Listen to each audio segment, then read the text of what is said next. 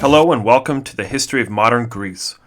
I'm your host, Daniel Roberts, and I'm here with my father, George, and our theme music is brought to you by Mark Youngerman. This is a podcast that covers the events from the fall of ancient Greece to the modern day. This is episode 17, the Theban Sacred Band.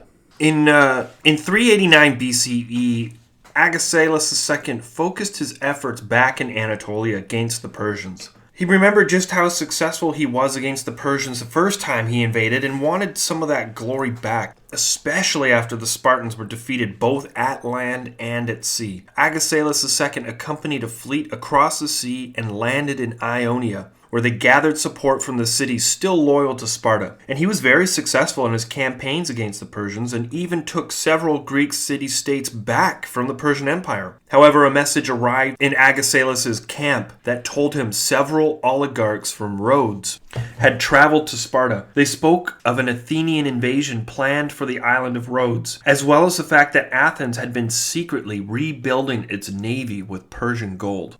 Hearing the news, Agesilaus sent soldiers and supplies on ships to Rhodes to defend them from the Athenian invasion. And upon learning this, the Athenians decided, you know what, we're just going to postpone our attack. And instead, they traveled north into the Bosphorus, where they reached out and formed a new alliance with old friends.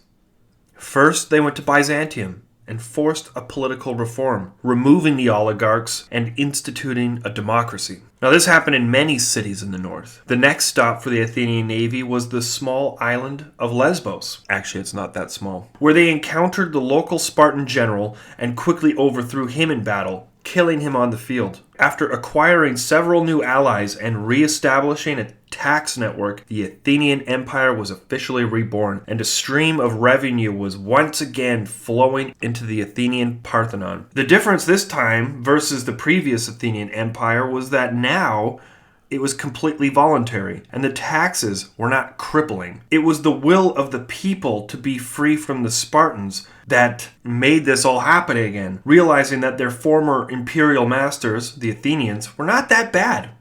Especially now that they had been humbled, they were the preferred choice of government. In 388 BCE, the Spartans heard about the Athenian involvement up north, so they sent out their own armies to the Bosphorus to undo all of their new democratic revolutions and return the cities to the oligarchs. When the Athenians heard the Spartans were on their way to Byzantium, they sent their own ships to intercept the Spartans. Fighting broke out in many of the Ionian cities, and we find more examples of Spartans being defeated by peltasts. In 387 BCE, the Persians made a peace agreement with Sparta. They saw the Athenians were becoming too strong and they needed to curb their growth. This peace with Sparta promised lots of gold for the Spartans so they could build up their navy to counter the growing threat of the Athenian Empire. Although this peace gave a lot of gold and strengthened the Spartan navy, it also guaranteed the Spartan withdrawal from Anatolia. Money speaks again. In 386 BCE, a year after the Persians made peace with Sparta, the Persians brokered a peace deal between Athens and Sparta. This peace treaty guaranteed an end to all Greek activity in Anatolia, once again returning the Greek cities to Persian control. This was Persia's goal all along. Sparta was once again in hegemony over the Greek world, but Athens was spared the horrors they faced in 404 BCE when they were sacked by the Spartans. After the Corinthian Wars, Agesilaus was angry with Thebes. He knew they were the ones who instigated the entire conflict and ruined his chances of establishing an empire in Anatolia. Agesilaus was determined to get revenge on them. But for now, there seemed to be peace in Greece. So in 382 BCE, Sparta was going on a quick march into Boeotia. Now, before I go on, I just want you to notice that 4 years has gone by. This peace has lasted 4 years. And possibly it's because the 12-year-old boys in 386 are now 16 years old, so they're old enough to go to war. I wonder if it was something to do with that. When the army was confronted by an oligarch from Thebes, he was pissed off at the Theban Democrats and wanted to see himself and all his mega-rich friends back in charge of the city. This was exactly the kind of government Sparta wanted to see in Thebes, so they listened to the Theban oligarch. With the help of this Theban trader, the Spartans got through the city walls and overthrew the democratic government, placing the oligarchs back in power. The new oligarch The regime of Thebes was very oppressive and angered most of the Boeotian cities. This government was so awful and so vengeful that it only lasted 3 years. In 379 BCE, the Thebans revolted against their awful new government and re-established the Theban democracy. They expelled every Spartan stationed in Thebes, angering Agesilaus in Sparta. Now this was great news for Thebes, but terrible news for Sparta. And they weren't just going to let this stand. By 378 BCE, Agesilaus led a Spartan army into Boeotia. And this was an autumn campaign, which didn't leave a lot of time for battle. But Agesilaus didn't need a lot of time. His plan was to crush the Theban army in hoplite warfare.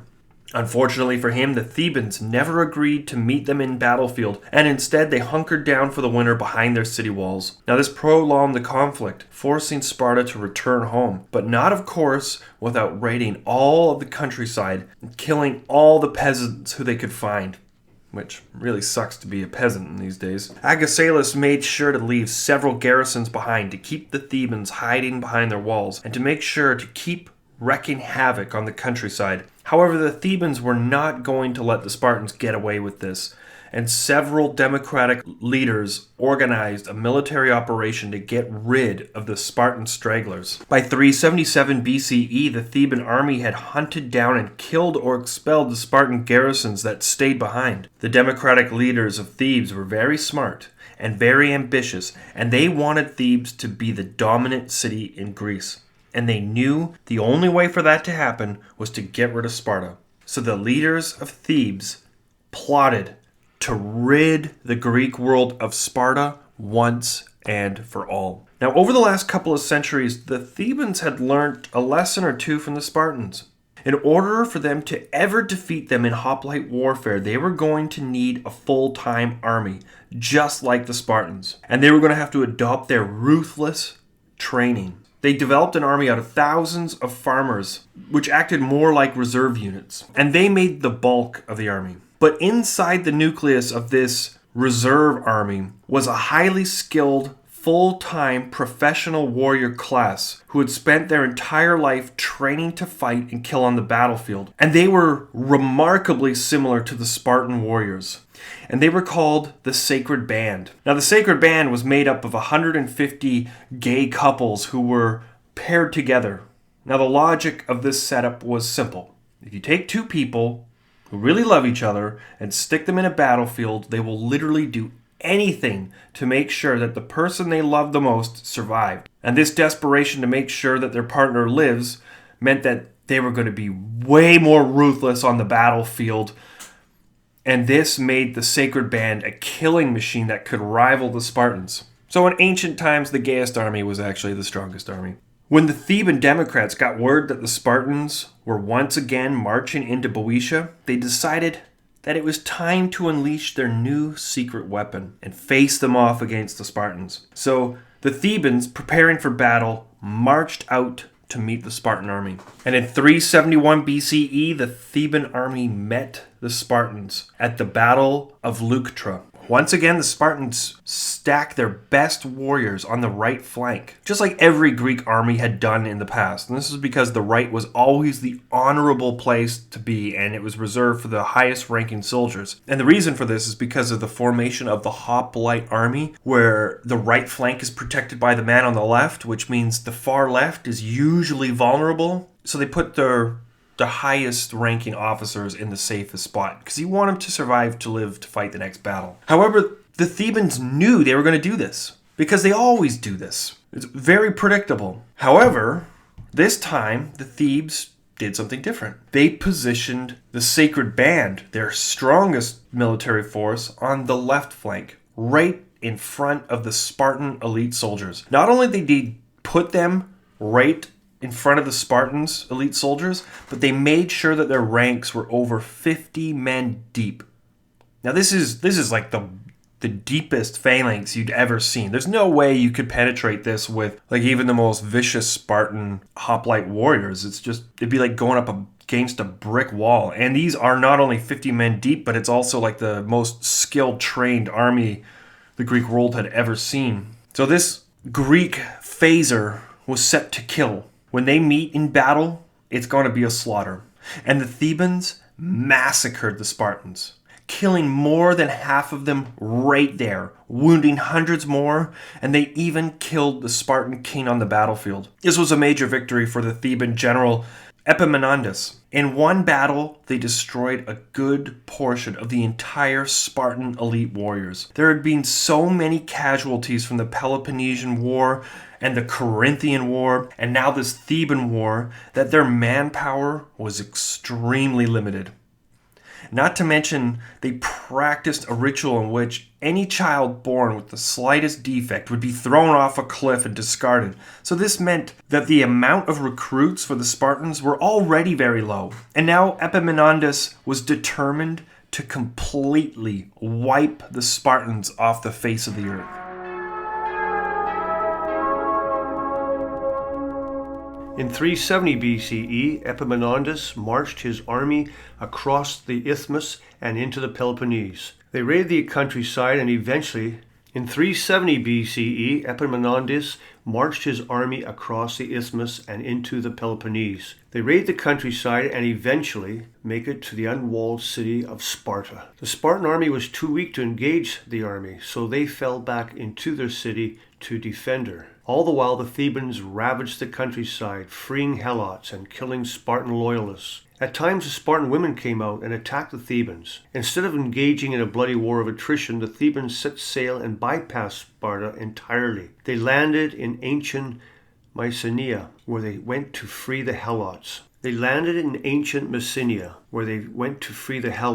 Now, just going to give you a quick little note where Messenia is. It's on the south of the Peloponnese, on the western side, sort of like due west of where Sparta is, not that far away. In 369 BCE, Epaminondas rebuilt the ancient city of Messenia, which was destroyed by Sparta over 200 years ago. A call was put out through all of Greece for the exiled Messenians to return to their homeland and rebuild their once great city-state. Epaminondas built the city on top of a hill and built some of the greatest walls Greece had ever seen, making it the most fortified city in the Peloponnese. Afterwards, the Thebans freed all the Helots and returned them to their new capital. Without engaging in a direct war with Sparta, they managed to create a powerful enemy that lived right next door, dealing with the Spartan problem without having to do the dirty work for themselves. In 367 BCE, Theban troops marched into the Peloponnese again, this time to force a treaty with Achaia. They wanted to strip more allies away from Sparta, so they exiled the oligarchs of Achaia and established a new democracy. This didn't last because as soon as the Thebans left, the oligarchs returned with the Spartans and killed the democratic government. Not only did the new democracy fail, but the oligarchs were now actively working against Thebes and Epaminondas. In 365 BCE, Epaminondas successfully dismantled the Peloponnesian League, and with the new kingdom Messenia was fiercely loyal to the Thebans. Sparta was starving with no food, and their power was dwindling. While the Spartans were in their death throes, they lashed out and struck wherever they could, causing riots and resisting the Thebans in any way they could. Small pitched battles all are fought across the Peloponnese and throughout the Aegean, as the Thebans start freeing Greeks from Sparta and absorbing them into their new empire. They even begin challenging the Athenian Empire in the Aegean Sea, taking Byzantium and several other Greek polis. They even take all of Thessaly and approach the borders of Macedonia. In 362 BCE, Epaminondas marched another army into the Peloponnese, this time with their allies, and they went to put down a rebellion in Mantinea. Mantinea, however, called upon Sparta and Athens and Achaia and all of Arcadia. This was a showdown with every Greek city-state present. This wasn't the kind of battle where one side scares off the other. Everything was on the line. Epaminondas decided to march off at night and go straight for Sparta, that was completely undefended, with the intention to sack it to the ground. However, when they finally get to Sparta, they see that the city is manned. Apparently, the Spartans found out about Epaminondas' plan, and they double-timed it back to the city. To make it even worse, Sparta's allies showed up just as the Thebans realized the city was manned by Spartans. So with this sneak attack foiled, there was no point in attacking now. So Epaminondas took his army and marched right back to Mantinea, now that this was undefended. However, the Athenian army was still in Mantinea, and they attacked Epaminondas. So they went down to attack the Spartans at one city, and then they realized, hey, the Spartan city is undefended, let's go fight them. So they marched their army over there. It was just a bunch of armies running back and forth trying to protect their city-states. Epaminondas knew that if he left the Peloponnese now, he would never have Theban Hegemony, which basically meant a Theban empire. So he decided he'd stand and fight. And what came next was the largest hoplite battle in Greek history. And this is known as the Battle of Mantinea. With over 30,000 hoplites and 3,000 cavalry, Epaminondas faced off against 20,000 Spartans, Athenians, and the rest of their allies. Now the two armies faced off against each other, but no one wanted to start the fight.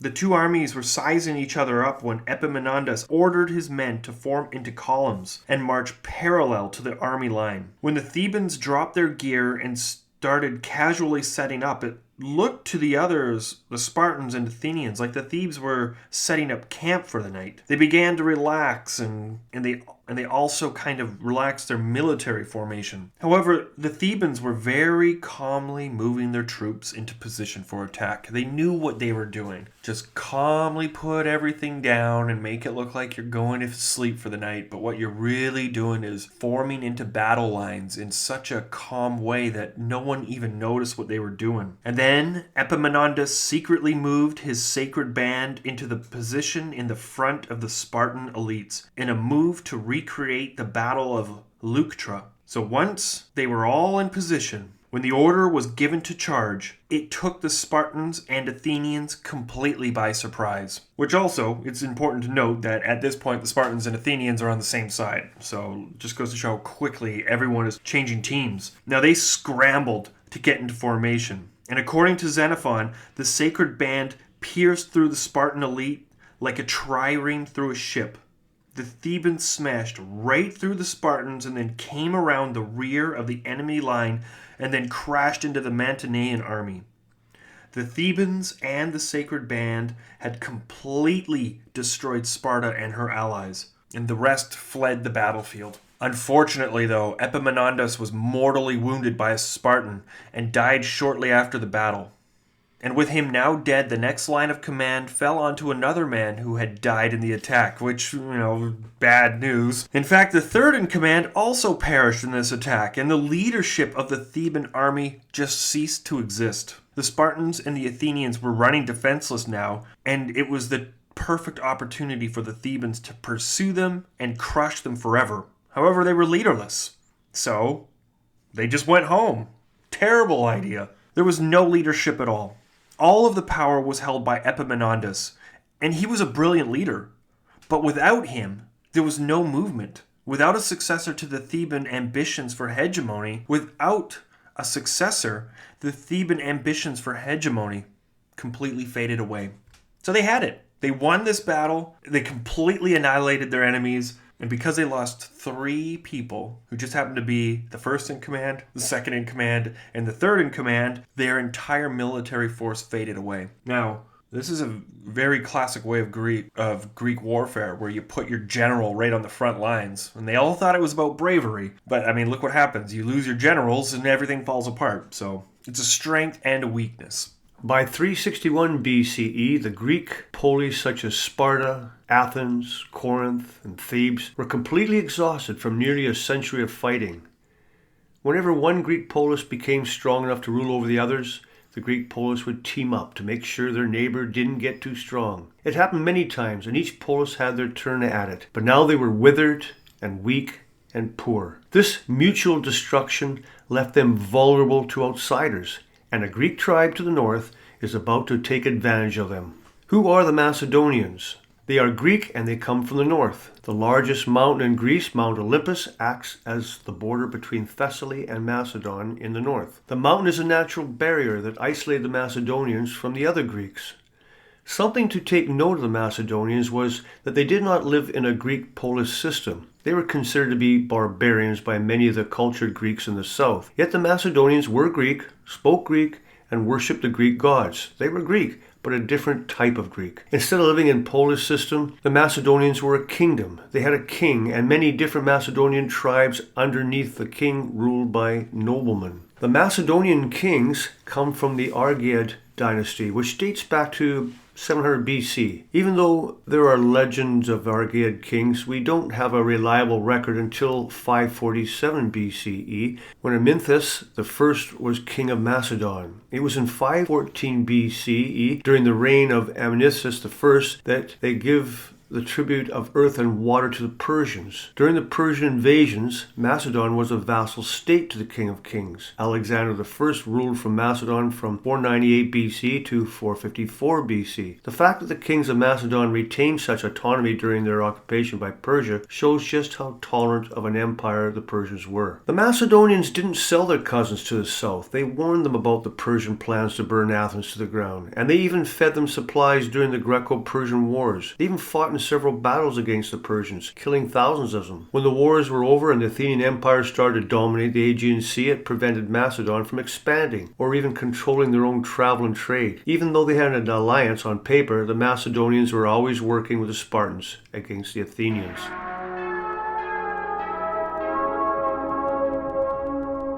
So when the Athenians were utterly defeated in Sicily in 413 BCE, the king Archelaus, who ruled from 413 to 399 BCE, came to the rescue with enough lumber to rebuild their fleet, thus gaining the favor of the Athenian Empire. By selling their lumber to the Athenians, he brought wealth to the Macedonians, and he was able to build up their infrastructure and temple monuments. When King Archelaus was hunting, he was assassinated, and this led to a decade of instability. Several kings came and went before Amyntas III came to power in 393 BCE. It is during this reign that a tribe of Dardanians invaded Macedon.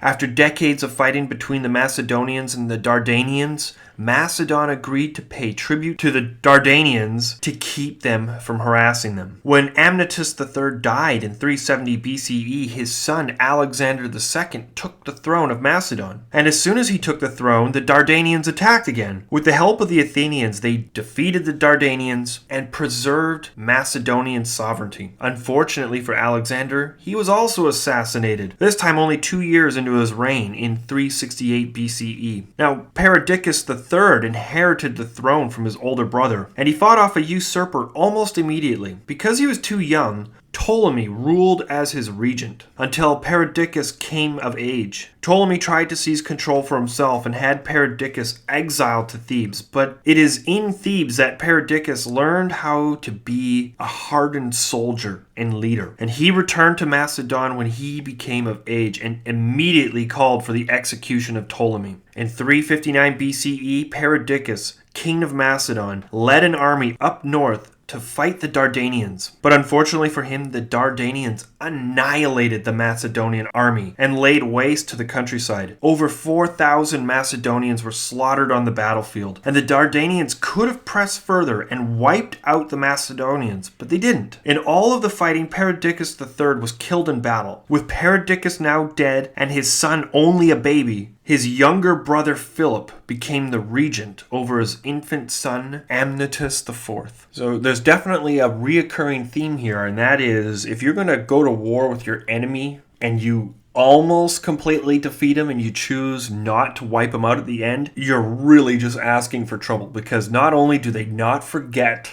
but they have time to rebuild and plot revenge, and they always end up coming back for you. And Macedon is going to come back for everyone. In 359 BCE, Philip II became king of Macedon. He did not care that his older brother's baby was the rightful heir. Macedon was under threat of annihilation. Philip II took charge of a dangerous situation and handled himself well. There was no army left to defend himself, so Philip II agreed to marry the Dardanian king's granddaughter to form an alliance. This bought Philip II enough time to rebuild his army. The first thing Philip II did was to conquer the gold mines in Amphipolis, a small city to their north. This new wealth allowed him to create a full-time professional army. It was the only way he was going to compete with the southern Greeks. Philip also made sure to pay his soldiers well. With soldiers loyal to him only, he reformed the military ranks. The first thing he did was get rid of the large shield and adopt a small shield that was hung from the neck. The infantry soldiers were given spears 20 feet long, demanding the soldiers hold on to them with both hands. With these crazy long spears, the Macedonians could slaughter the Greek hoplites without ever getting within range. These large spears weren't the only advantage the Macedonian army had over the rest of the Greeks. They also had a superior cavalry. Because Macedonia is open plains, the rich nobles were very skilled horsemen and trained daily.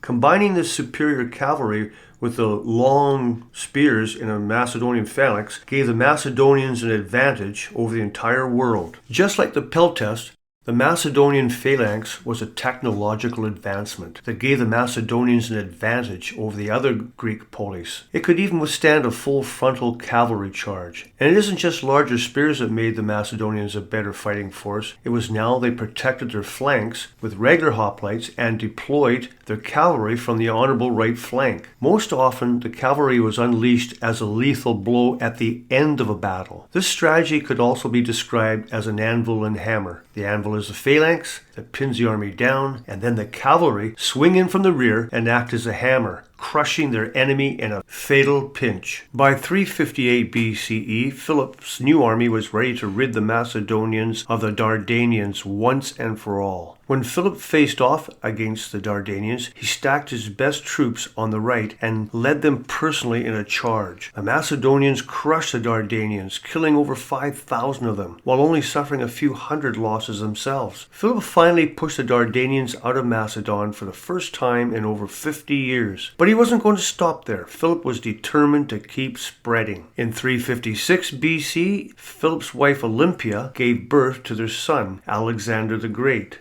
This was the same year that Philip's racehorse won at the Olympic Games, and it is also the year he defeated the last Athenian army in Lower Macedon. Philip's new army was winning battle after battle in the north, securing his empire, and also taking control of many gold mines, increasing the wealth of the Macedonian Empire. In 352 BC, Philip took Thessaly, and later in 343 BC, he took control of Thrace and Molossia. There are two traditional and opposing views on Philip. Demosthenes from Athens wrote that he was a restless foe, who was a greater enemy to the Athenians and the Thebans and the rest of the Greek polis than the Persian Empire ever could be. However, Isocrates believed that Philip was exactly the leader the Greeks needed to unite them all under one house.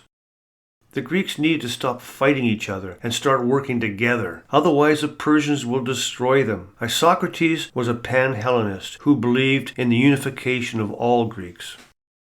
In 338 BCE, Athens and Thebes formed an alliance to counter the Macedonian power. They could see just how quickly Philip was expanding his territory in the north, and they did not like it. It was common knowledge by now that the Macedonian army was a force to be feared. Now, the Theban coalition and the Macedonian army finally came to battle in 338 BCE outside of the Chaeronea Acropolis.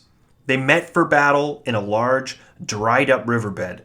The Athenians were made up of the Athenian hoplites on the left, and the stronger Theban army and the Sacred Band took the honorable position on the right flank. By this time, the Sacred Band were the most elite warriors in the Theban League. The Spartans had been wiped out now for decades. On the other side of the battle, Philip II took control of the honorable right flank, facing off against the lousy Athenian hoplites, while his son, Alexander III, who was only 18 years old at this time, commanded the cavalry on the left flank. Instead of letting the center get slaughtered by the Sacred Band, Philip II ordered his troops to hold back and not engage the Sacred Band. When Philip engaged the Athenians in hoplite warfare, they held their ground for a little bit before he gave the order to fall back. Because the Athenians were not really a disciplined army, they began to chase the retreating Macedonians, thinking, hey, they had them on the run, let's go pursue them. And this pulled them away from their defensive line.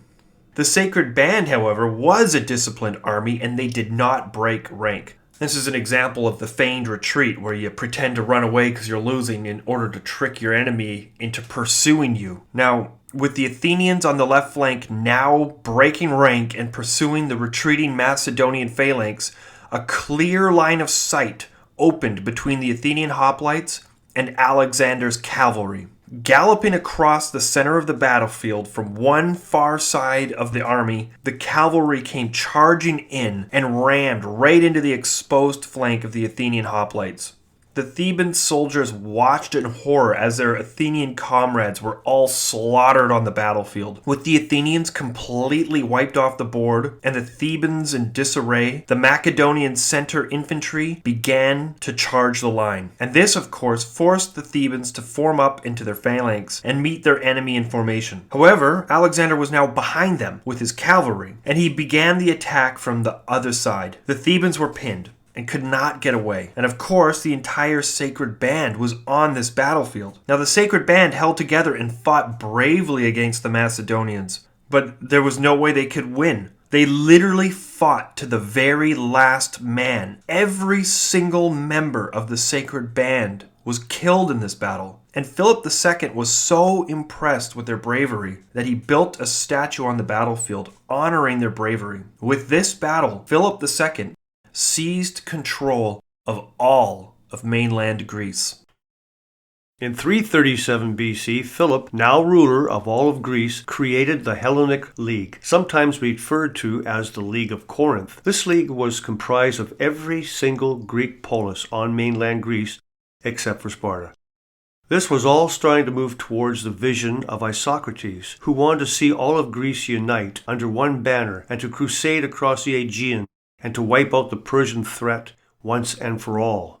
And for the first time in a long time, a war with Persia became a popular idea. In 336 BCE, Philip was murdered by a nobleman. This murder is very controversial, but it is hypothesized that Philip's wife and Alexander's mother, Olympia, murdered Philip. This is because Olympia was not a native Macedonian, and therefore Alexander wasn't a full-blooded Macedonian. And because they practiced polygamy in Macedonia, Philip had taken a younger wife who was Macedonian, and she gave birth to a baby boy in 336 BC. This little boy threatened Alexander's claim to the throne. It is this reason that gives Olympia motive to murder Philip. At the age of 20, Alexander becomes the next king of Macedonia. So with Philip II dead and Alexander now the rightful ruler of Macedonia and therefore all of mainland Greece, we're about to enter one of the biggest chapters of ancient Greek history. Well, that's it for today.